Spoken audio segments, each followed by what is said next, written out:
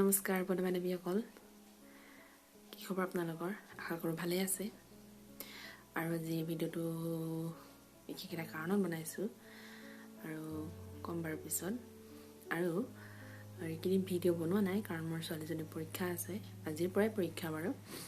আৰু সেইটো কাৰণে ভিডিঅ' দিয়া নাই, অকণমান অসুবিধা হয় দুইজনীৰ সৈতে দিয়কচোন।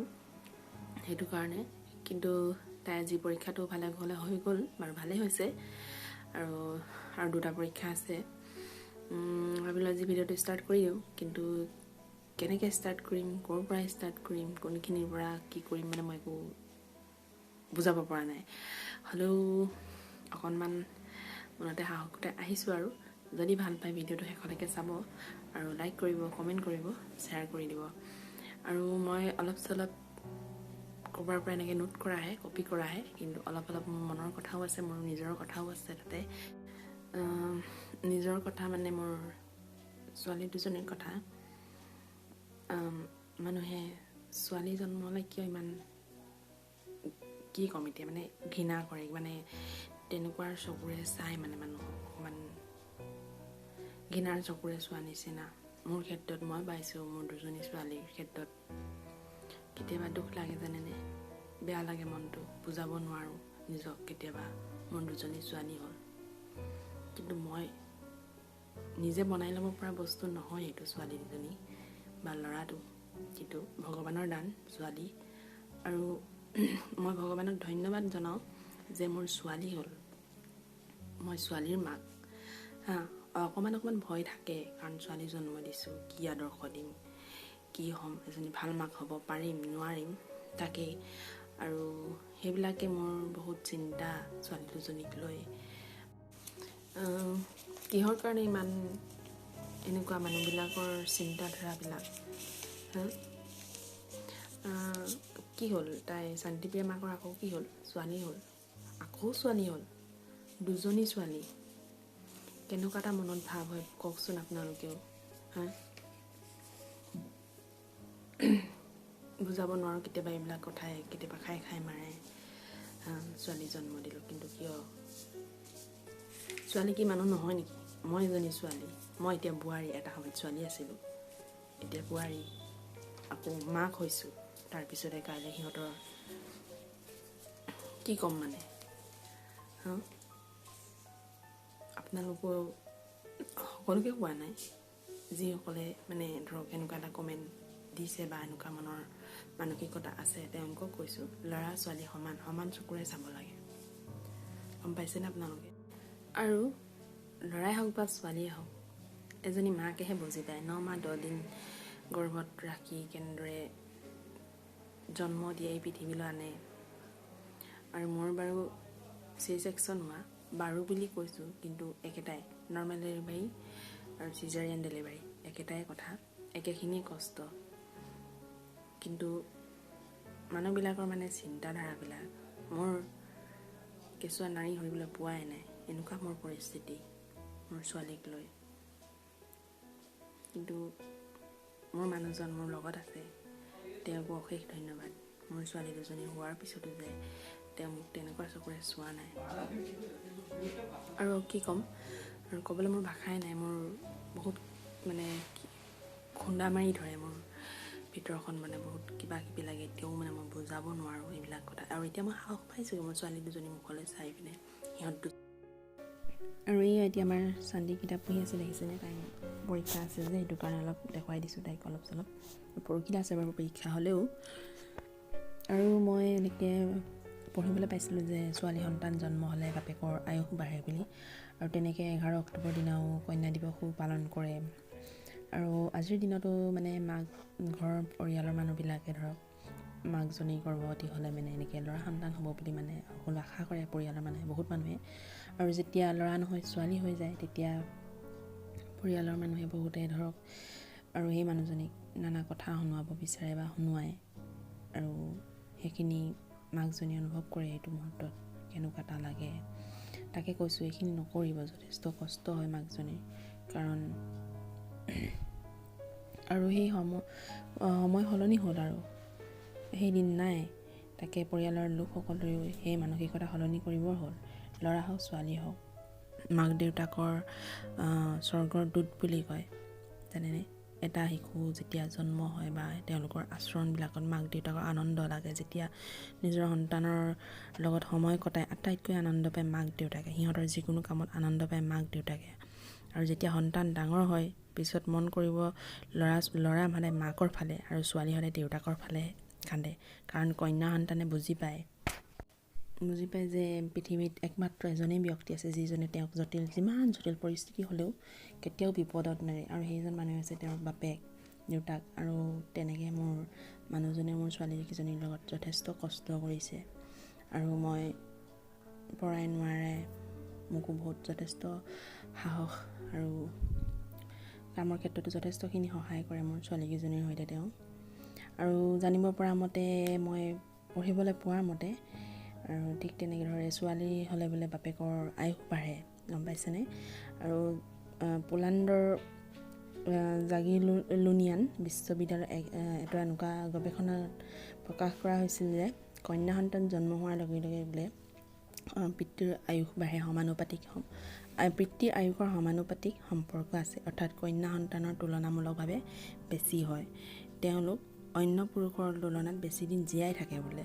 আৰু গৱেষণাত প্ৰকাশো কৰিছে যে প্ৰত্যেকজনী কন্যা সন্তান জন্ম হোৱাৰ বাবে পিতৃৰ মানে দেউতাকৰ 74 সপ্তাহ আয়ুস বৃদ্ধি হয়। এই গৱেষণাৰ মূল উদ্দেশ্য আছিল সন্তান জন্মৰ পিছত পিতৃৰ শাৰীৰিক আৰু মানসিক স্বাস্থ্যৰ পৰ্যবেক্ষণ, যাৰ বাবে 2163জন পিতৃৰ মানে দেউতাকৰ ওপৰত এই গৱেষণা চলাইছিল। তেতিয়াহ'লে চাওকচোন, ছোৱালী সন্তান জন্ম হ'লে দেউতাকৰো আয়ুস বাঢ়ে। বাৰু এইবিলাক নাজানো, মই এনেই পঢ়িবলৈ পোৱাহে, আৰু মোৰ ইমান জেনেৰেল নলেজ নাইও।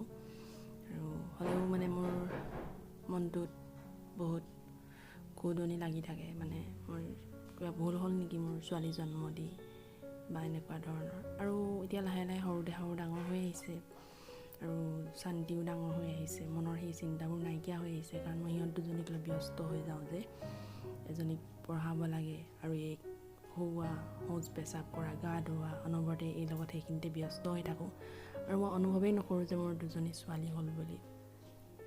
কিন্তু মোৰ এই দুজনী আছে, মই সিহঁতক খুৱাব লাগে, সময়ত পিন্ধাব লাগে, পঢ়াব লাগে, ফুৰাব লাগে। মোৰ অকল সেইখিনিয়ে চিন্তা মাথাত আহি থাকে এতিয়া। আৰু মই সেই অতীতখিনি মই এতিয়া পাহৰিবলৈ চেষ্টা কৰিছোঁ, হয়তো লাহে লাহে পাহৰিও যাম। আৰু আপোনালোকে আশীৰ্বাদ কৰিব যাতে মোৰ মানে আমাৰ ছোৱালী দুজনী ভৱিষ্যতে ভাল মানুহ কৰিব পাৰোঁ, ভাল আদৰ্শ দিব পাৰোঁ। আৰু ছোৱালী সকানো যিহেতু এখন ঘৰলৈনো যাবই লাগিব, সেইটো কাৰণে যাতে ময়ো এজনী আদৰ্শ মাক হ'ব পাৰোঁ, যাতে সিহঁতিও এখন ঘৰ চলায় বা সকলোকণ লৈ যাব পাৰে লগত, সেইখিনিয়ে মই চিন্তা কৰিছোঁ। আৰু কিনো ক'ম, ভাগ্য বুলিও থাকে, মই ভগৱানকো বিশ্বাস কৰোঁ, ভাগ্যকো বিশ্বাস কৰোঁ। সেইটো কাৰণে ভাগ্যত যিটো আছে আৰু সেইটোৱে হ'ব মোৰ চিন্তা। আৰু সেইবিলাক মানুহক মই আকৌ কৈছোঁ যে ছোৱালী বুলি ঘৃণা নকৰিব, কাৰণ ল'ৰাই নোখোৱায়, ছোৱালীও নোখোৱায়। আজিৰ যুগত নিজে যেতিয়া নেকি কৰি নাখাব, তেতিয়া আপোনাক ছোৱালীও নাচাব হয়তো। আৰু ল'ৰাৰ কথাটোতো নকওঁৱেই, মই আজিৰ যুগত দেখিয়ে আছোঁ, যথেষ্টখিনি দেখিছোঁ। ল'ৰাইনো কি কৰিছে মাক বাপেকক, বা ছোৱালীয়েনো কি কৰিছে মাক বাপেকক।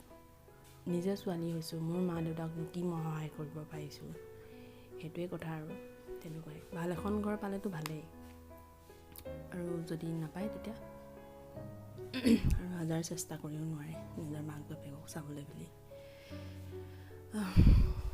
বহুত দুখ মনত, এইবিলাকেই মোৰ খুন্দিয়াই থাকে মনত, কিন্তু শ্বেয়াৰ কৰিবলৈ মনো নাযায়, লাজো লাগে।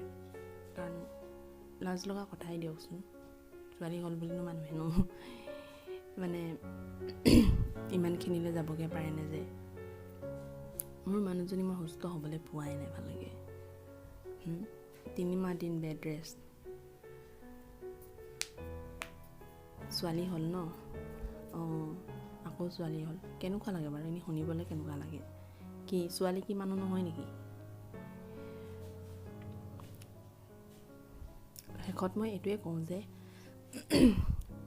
ছোৱালী জন্ম দিছে ভাল মানুহ কৰিবলৈ চেষ্টা কৰক, ভাল শিক্ষা দিয়ক। ছোৱালী বুলি অকল বিয়াই দিব লাগিব, পইচা পাতি খৰচ কৰি পেলাই পঢ়াব নালাগে, তেনেকুৱা বুলি নহয়। আৰু এটা কথা জানেনে, ছোৱালী মানুহ সদায় দুটা বংশ জ্বলায়। নিজৰ মাকৰ ঘৰখনটো পোহৰ কৰি থৈ যায়েই আধা বয়স, আৰু আধা বয়স মানুহজনৰ ঘৰো পোহৰ কৰেগৈ। দুটা বংশৰ প্ৰদীপ বুলি কয় ছোৱালী মানুহ, আৰু ল'ৰাইটোতো নিজৰ ঘৰখনহে, বাকী চচুৰ বাৰীটো বাদেই দিয়ক। বাদেই দিয়ক বুলি নকওঁ, কিছুমানে চায় বাৰু, নোচোৱা নহয়, নিজৰ মাক বাপেককো চায়, বাকী নিজৰ মানুহগৰাকীৰ মাক বাপেককো চোৱা চিতা কৰে, নকৰে বুলি নকওঁ। কিন্তু কৈছোঁ আৰু কথাৰ প্ৰসংগত। আৰু আজিকালি য'তেই যায় ছোৱালী সদায় একোজ আগতেই, আৰু সকলো ক্ষেত্ৰতে ছোৱালীৰ নামেই জিলিকে সকলোফালে। আৰু আজিকালি আৰু ৰাষ্ট্ৰীয় পৰ্যায়তো ক'বই নালাগে, ছোৱালীৰ নামেই। আৰু মই ভাবিছোঁ মোৰ ছোৱালী দুজনীও সেনেদৰে আগবাঢ়ি যাওক, বংশৰ নাম, পৰিয়ালৰ নাম, বাকী গাঁৱে নাম যাতে কঢ়িয়াই আনে মোৰ ছোৱালী দুজনীয়ে, তাকে আশা কৰিছোঁ।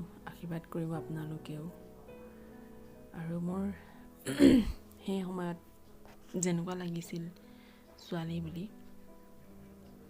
কিন্তু এতিয়া সেই অনুভৱ মোৰ নাইকিয়া হৈ আহিছে লাহে লাহে। আৰু আজি ভিডিঅ'টো আৰু বেছি বহল নকৰোঁ, কেনেকুৱা পালে কমেণ্টত জনাব। আশা কৰিছোঁ নিশ্চয় ভালেই পাব। আৰু দেখিছে ইমান ধুনীয়াকৈ বায়েক ভনীয়ে কেনেকৈ জোলনা জুলি আছে তাই, দুইজনী ছোৱালী মোৰ। আৰু সিহঁতলৈ চালে মোৰ সকলো দুখ ভাগৰ নাইকিয়া হৈ যায়। আৰু যদি আজিৰ ভিডিঅ'টো ভাল পালে তেতিয়াহ'লে লাইক কৰিব, কমেণ্টত জনাব কেনেকুৱা পালে। আৰু যদি ভাল লাগে তেতিয়াহ'লে শ্বেয়াৰ কৰি দিব। আৰু যিসকলে মোৰ নতুন নতুন তেওঁলোকে ভিডিঅ' চাই আছে, তেনেহ'লে মোৰ চেনেলটো ছাবস্ক্ৰাইব কৰি দিব।